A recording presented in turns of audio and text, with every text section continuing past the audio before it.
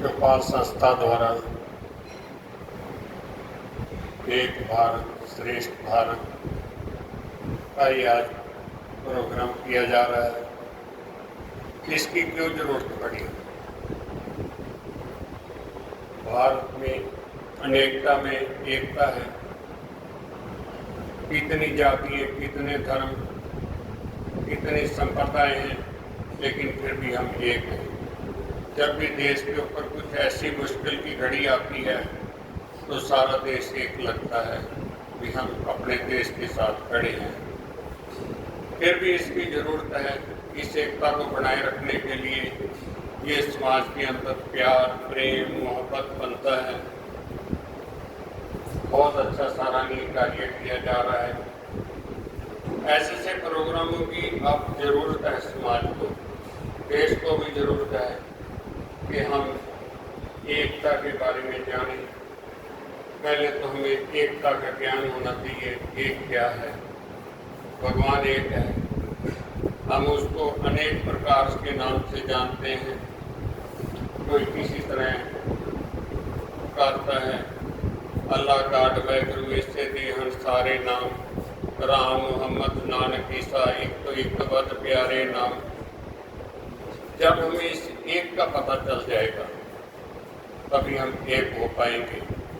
यदि हमारे मन में राम और रहीम में फर्क रहेगा, हम एक नहीं हो सकते, क्योंकि राम भी वही है, रहीम भी वही है, अल्लाह भी वही है, गॉड भी वही है तो एक ही भगवान का नाम। उसको अनेक प्रकार से पुकार रहे हैं हम। लेकिन भारत के अंदर जितने भी धर्म हैं, जातियां हैं, के होने के बावजूद भी, अलग अलग विचारधाराएं होने के बावजूद भी हम अपने देश को सबसे ऊपर मानते हैं। देश को आज़ाद कराने के लिए अनेक महापुरुषों ने बलिदानियाँ दी। वो यदि आज के युग को देखते कि धन के लिए कैसे इंसान बदल जाते हैं, पौधों के लिए कैसे बदल जाते हैं।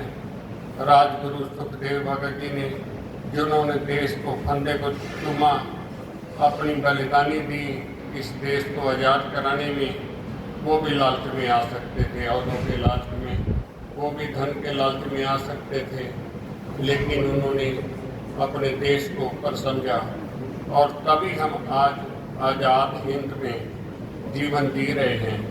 गुलामी का उन लोगों से पता करो जो गुलाम रहे हैं, वो बता सकते हैं गुलामी क्या है।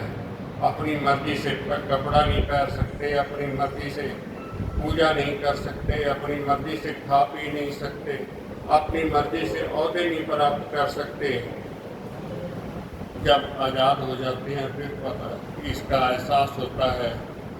इसीलिए देश के बहुत से महान देशभक्तों ने, तकरीबन 1000 के लगभग, तो जो रिटर्न में आते हैं कि जिन्होंने देश के लिए अपनी कुर्बानी दी।